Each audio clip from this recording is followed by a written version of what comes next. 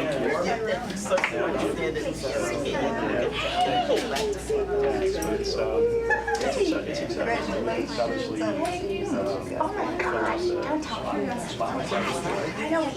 come out here, in spite of the fact that I have an executive pardon from the governor, in spite of the fact that this is last month's Fed magazine. In jail, this is the gospel. Am I right? The Fed magazine is the gospel in jail.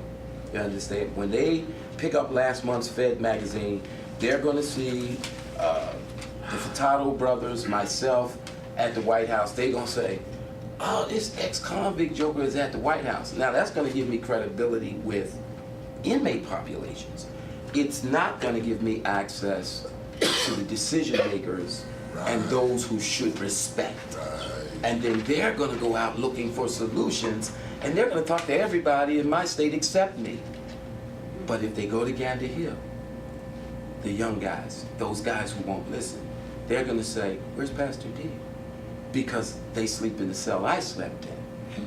They go back to the Riverside Project I grew up from. They know that I got a college degree. They know I live in a nice house on the north side, and I came up to the Plummer house with only my boxer underwear and my SBI number on it. They know my journey. But nobody in corrections reads the Fed magazine unless they're confiscating it in a shakedown. It would behoove them because there's information here. You know, that's how I know these guys. I knew him in the hallway.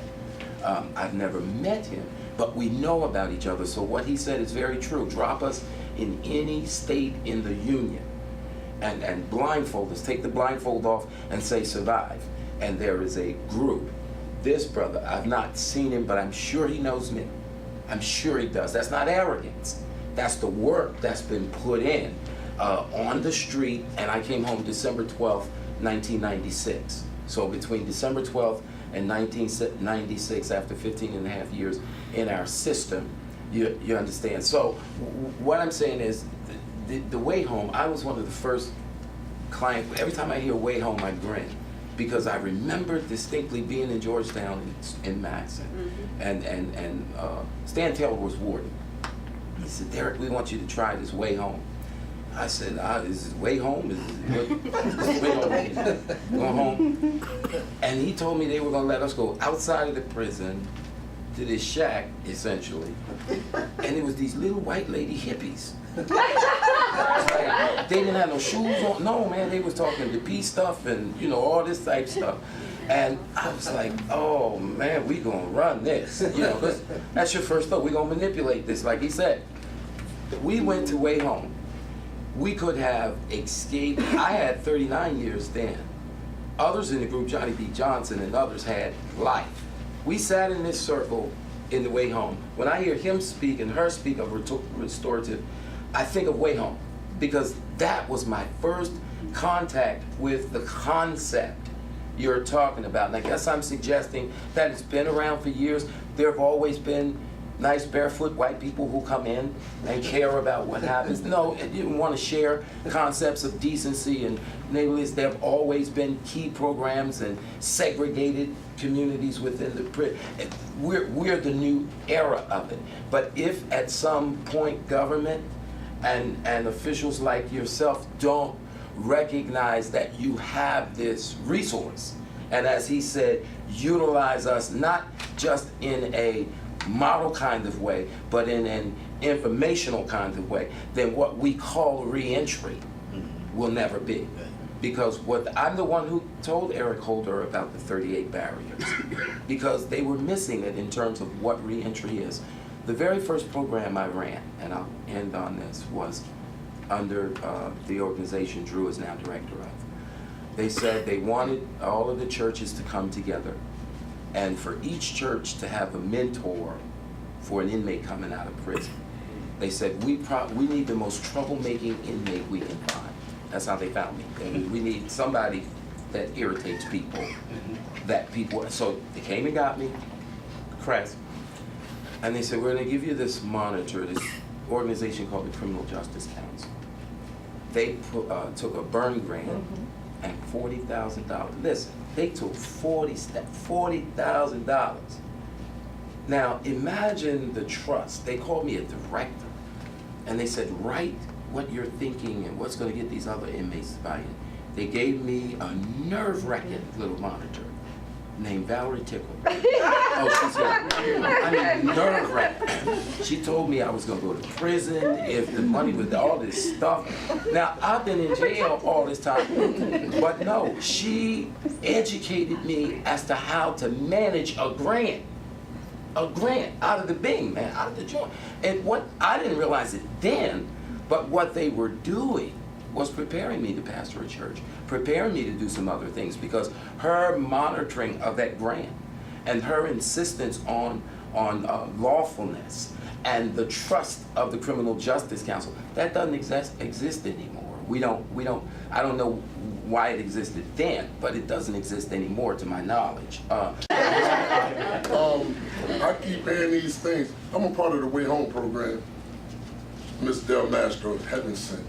She runs the program in Sussex. I wasn't barefoot. I hear the guys keep talking about great effort and the good things that's going on there, and you see yourself what it produced. Pastor D briefly spoke on some things. I definitely agree wholeheartedly. When you want to know something, you go to those who came up out of it successfully to go back in and help restore it. I am one of the lifers. I've done 30 straight years. I am now 7 weeks on the street. I mean, it was divine intervention. It's divine intervention, and if I talk to any of the young boys on the street, I pop my collar and tell them I'm built like that. But it's good people that came into my life, you know what I mean? Time I have a problem, an issue, I can call Ms. Barbara, and she helps me out, and that's why I stay. I'm still a member after all these years. I love the Way Home program, and I'm glad to be a part of it. And without them, I don't know where I would be. I come from Wilmington. Well, I spent my early 20s into my 30s here in Wilmington. I refuse to come back because it's not good for me. I don't think it's good for me. I love it in Sussex County, and that's where I want to stay. I have no family there, and that's why I lean on the Way Home program for so much. It's just me and my daughter, and we just love it. And we love the Way Home program. Thank you.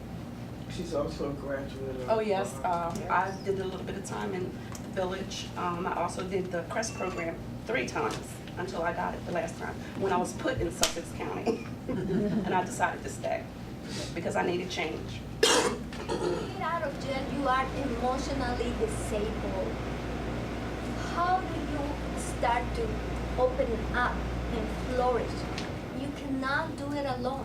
You can have a job, you can have a roof, you can have a lot of things, but if you don't have a community to whom you are responsible and that also supports you in all the aspects of your being, such as your emotional needs, your spiritual needs, your ideas, your mind, your meaning that helps you to create a new life, and that actually takes care of what are you doing, what are you eating, have you gone to the doctor, etc. And meets once a week. That is not going to happen. So what we are trying to create is that churches will give us 5 or 6 people that will dedicate their lives to one person, meeting once a week in a circle of support and responsibility. They will have to be trained volunteers, professional volunteers by us. So they will know what to do and all the challenges, and they will have to build up what will be the challenge and what they are going to do. But they will be this community for these returning citizens, so they can flourish and they can transition. And this community will identify when they need and with whom they need to have hard, beautiful conversations. Oh, your child, okay, so let's prepare you, and now we can be there if you need to, or let's do it if they need to just be in another. So, but they are supporting that transition, that conversation. Do you want to talk to your neighbors that send you to jail? Why don't we have a restorative conversation with them?